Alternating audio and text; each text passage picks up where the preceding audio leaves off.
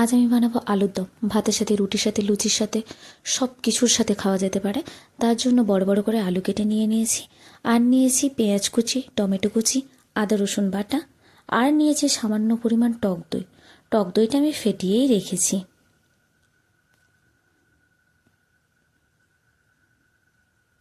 এরপরে কড়াতে যখন তেলটা ঠিক আমার মাথা গরমের মতো গরম হয়ে যাবে, তার ওপরে দিয়ে দেবো তেজপাতা।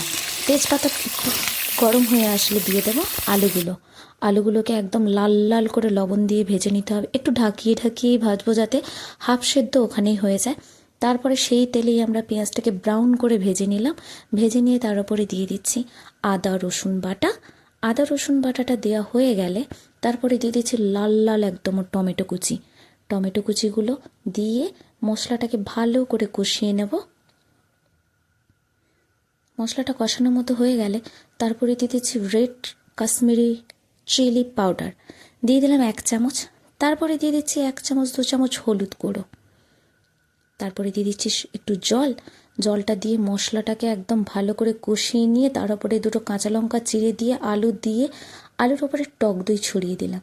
টক দই ছড়িয়ে দিয়ে ভালো করে কষিয়ে নিয়ে তার উপরে আরেকটু গরম জল দিয়ে আলুটাকে জাস্ট এইভাবে ফুটিয়ে ধনেপাতা দিয়ে দেখুন তৈরি লাল লাল ঝাল ঝাল আলুর দম। উফ, কি দারুণ দেখতে হয়েছে, দেখতেই দারুণ হয়েছে।